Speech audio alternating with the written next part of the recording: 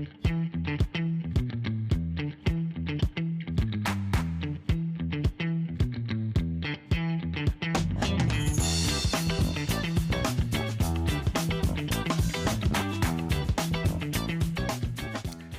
everybody, welcome to episode 75 of the most important podcast ever.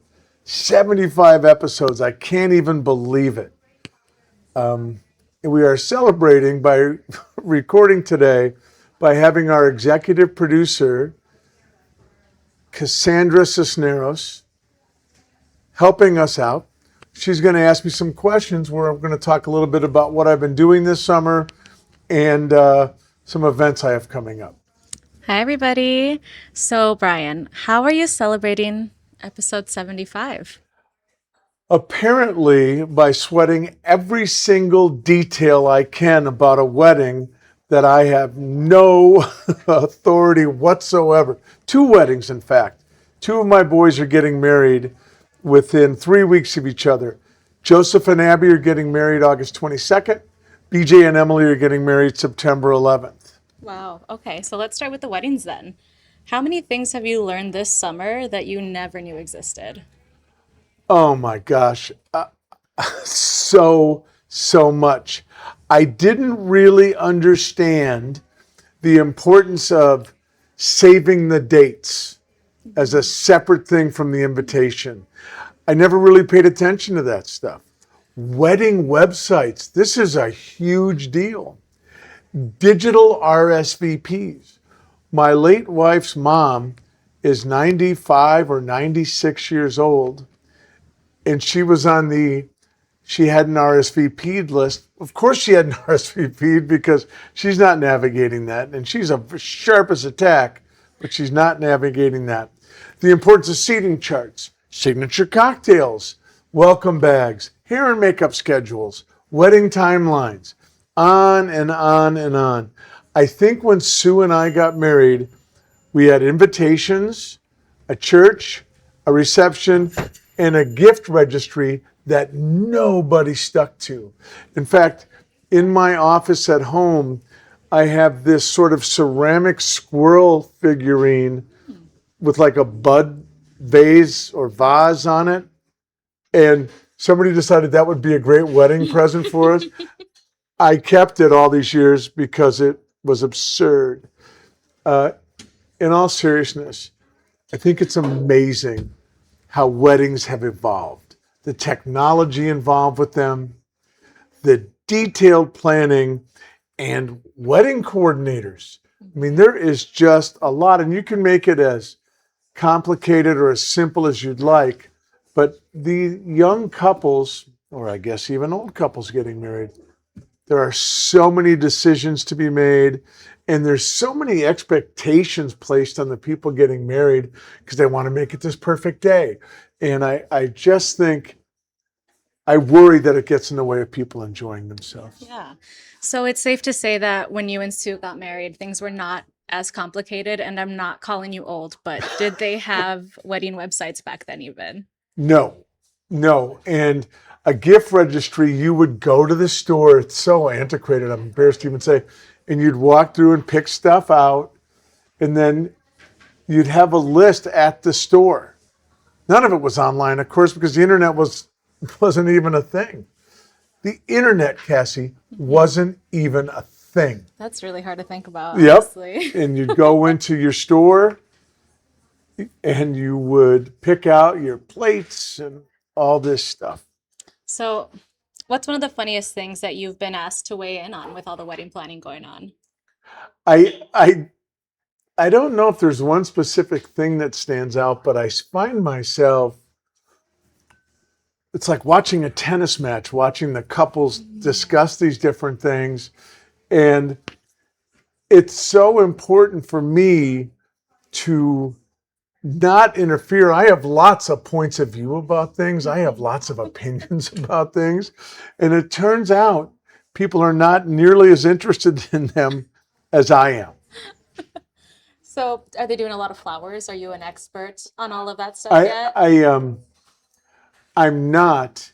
And I have to tell you, Abby and Emily have excellent taste, not just because they're marrying my sons, but they really do. And they're, what they're planning and what they're going to execute is a really nice reflection of their visions. And I think that's great. That's amazing. So, as the father of the groom, what do you do? Who writes that job description? Or Yeah, there isn't a job description, but I think it's mostly add support when asked, add opinions when asked, and otherwise just sit quietly by my dish until somebody takes me out for a walk. so, are there some things that you've maybe discovered you're better off not saying with all of your opinions? Oh, a lot of things, because one of the things I've been quite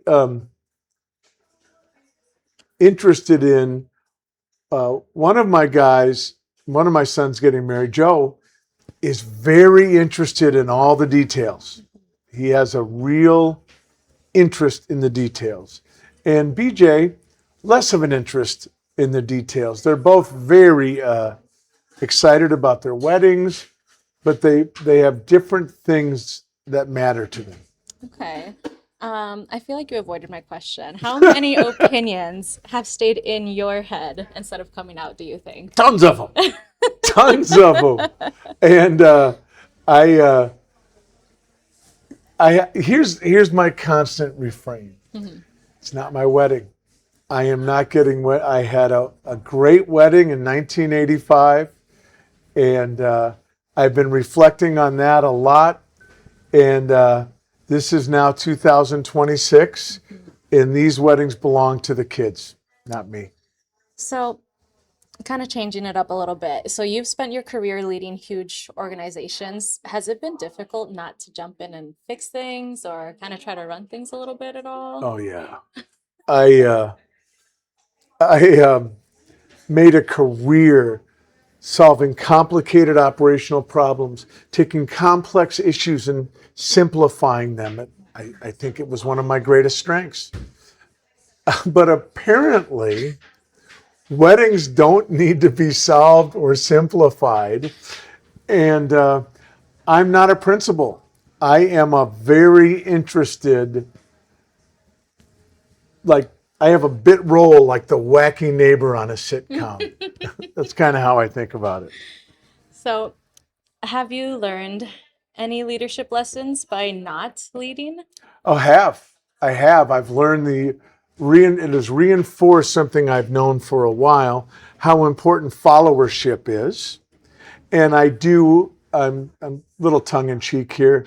I do actively look, and I ask the kids, hey, can I take something off your plate? What can I do that's helpful? Put me to work if you'd like. And leadership isn't always about taking charge, I guess I've learned. I think it is sometimes leadership is cheering from the sidelines. And that's kind of what I'm doing. Well, that makes me curious. Are there any wedding terms that you've never heard of before?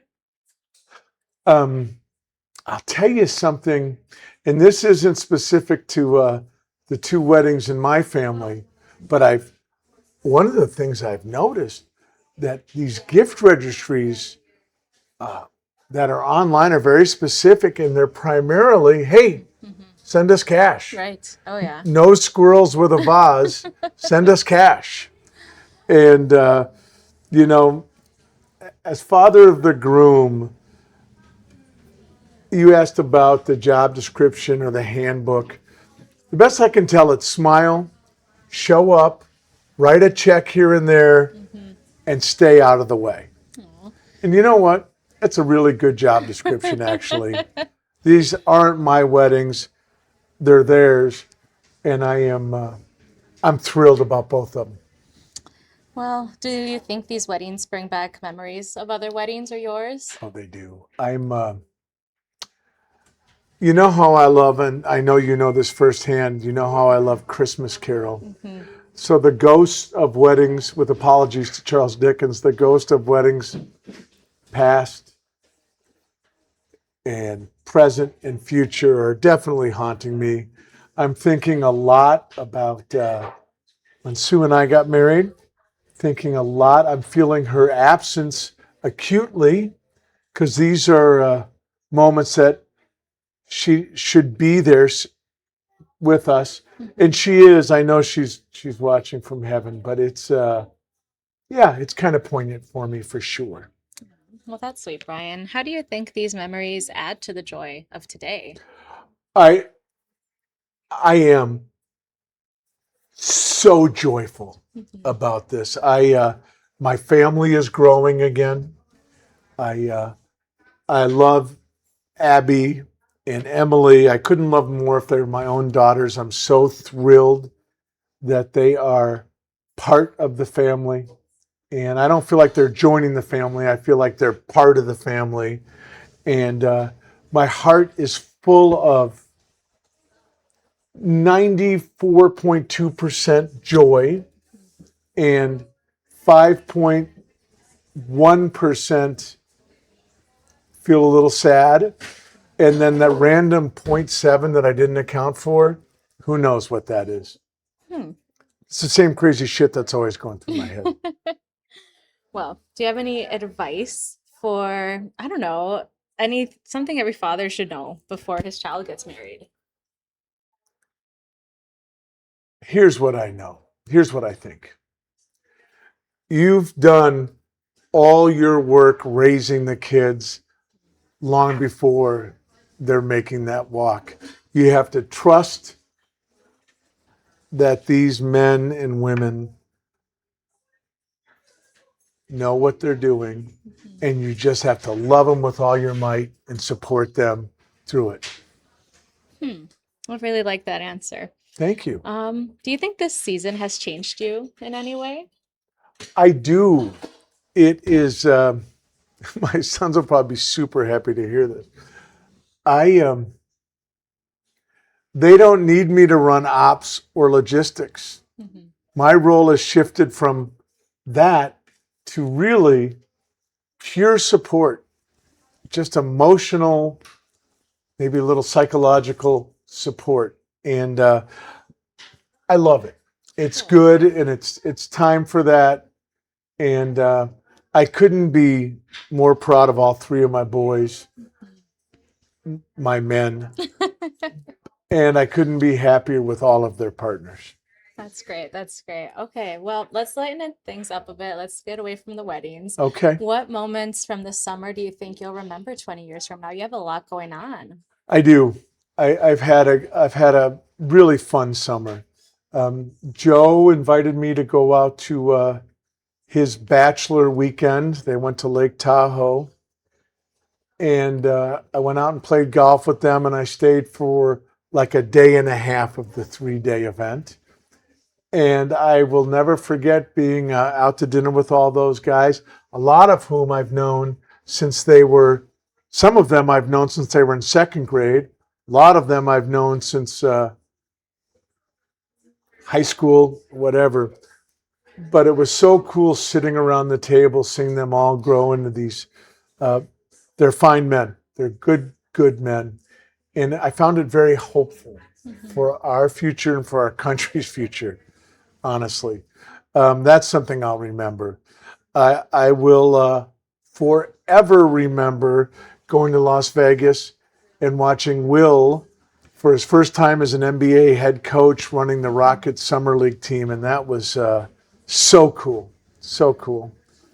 I won't forget that. And I had a great time with him when I was out there. Also, the family dinners we've been having, because we all have a sense that nothing's over, but it's changing a bit. And it's been great fun getting everybody together. And we talk about the weddings, we talk about the Houston Rockets, we talk about golf, we talk about sports, the latest Instagram trend. I've really enjoyed that. I've enjoyed working on my manuscript for my book. I'm really getting fired up about it, starting to take shape, and we'll talk more about that on an episode down the road. And 75 episodes in, this podcast is sustaining me. I got asked recently, what my favorite episode was, Mhm. and my answer is the next one.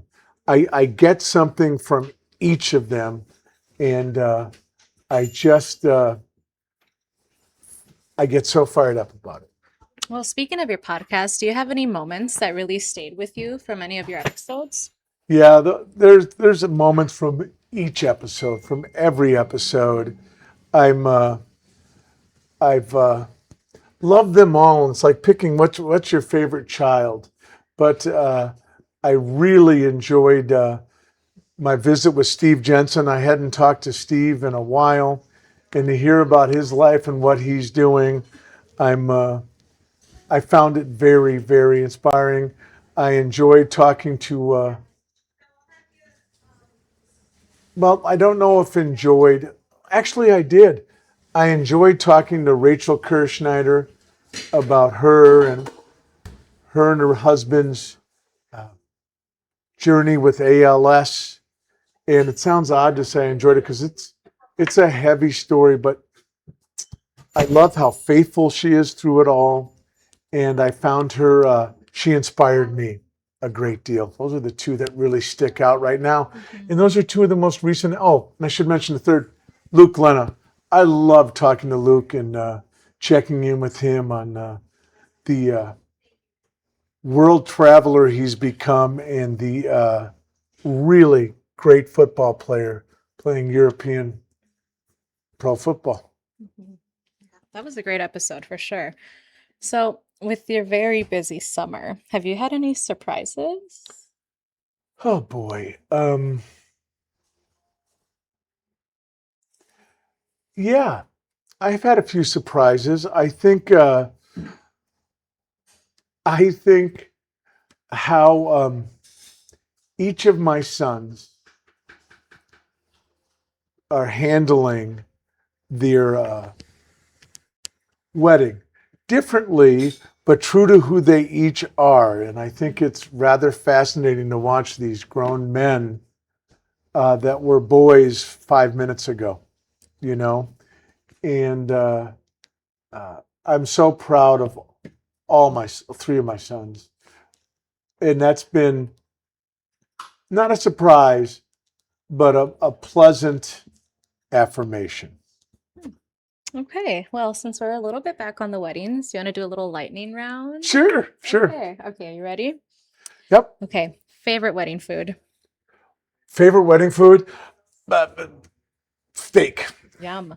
Your favorite dance song? Oh my gosh, I have so many. I love music.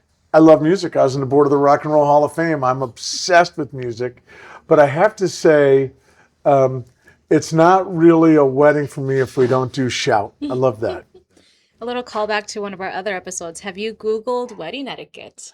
Um, no, but I did talk to Lady Di about it when she was here, and I do plan on checking in with her before the event. That's a good idea. Okay, how many times have you heard, Dad, can I ask you something? I've heard that a lot, but what I've also learned is that actually is a setup for Dad. Here's what we want you to do. So Dad, can I ask you something? Actually means, Dad, we need you to do this. Okay, what about your biggest wedding term that you still don't understand? Um, I don't know that I have like a term that I don't understand. I don't understand how this became such a monstrously big business. It's unbelievable to me what a big business it is. Oh, yeah. Wedding planners, they swing a big stick. They really do. And They wedding really do. planners was the Vegas. I had no idea what a wedding planner was. I Can I tell you a story about my wedding prep when Susie and I were getting married? Please do. We were over, and I'm so happy I'm going to be walking Sue's mom. As I said earlier, she's 96, I think, 95, down the aisle. So I'm super happy escorting her. She's going to be sitting next to me, which I think is terrific. I remember being in her house in her living room, and Sue's dad, Tom, God rest his soul, was a great man. I loved him. I love Vicky. I love Tom. I love Tom very much. He was as good a man as I've ever known. And Vicky and Tom were having an argument about Tom wanted an open bar at our reception. And Vicky pointed at me and said, his friends are going to drink us right to the poorhouse. And I went like this. It's because she was right. And Tom said, we're doing it. And that was about as involved as I was in the wedding planning, besides having Susie walk me around the store asking me which plates I liked. That's a good story. So, what's one thing you'll never look at the same way again after planning two weddings or being there for the planning of them? Save the date cards when I get them, when I get invited. And I'll look at what I've probably looked at 70 wedding invitations. Wow.